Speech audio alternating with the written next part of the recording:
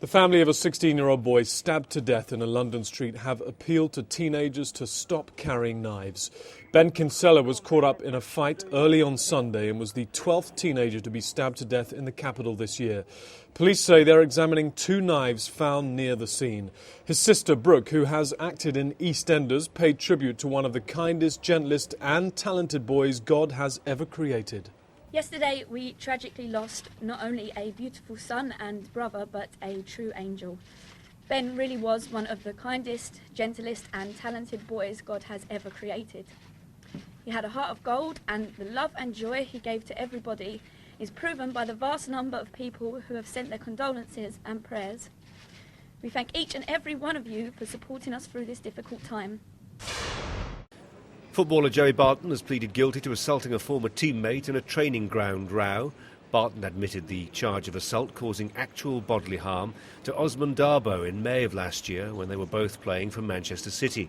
Mr. Barton is already serving a 6-month sentence on a separate assault charge. Kenyan Prime Minister has called on the African Union to expel Robert Mugabe until free and fair elections are held in Zimbabwe.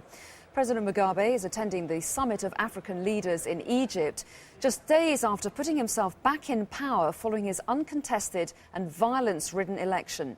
The US has now said it may act unilaterally against Mugabe if the UN can't agree any measures.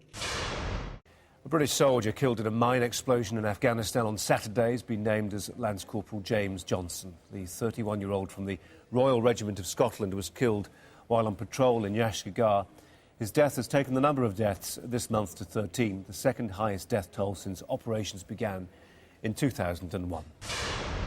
A major overhaul of the NHS has been announced by the Health Secretary Alan Johnson. The 10-year reforms are based on the recommendations of the Health Minister, Lord Darzi.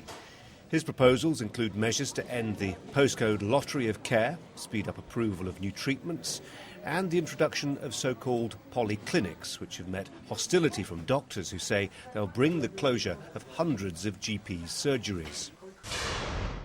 The Prince of Wales's financial accounts have been made public, showing that he's cut his carbon footprint by 17%. With less than 3,000 tonnes of CO2, he's beaten his emissions target. He and Camilla cut their travel miles by 15 to 37,000 miles.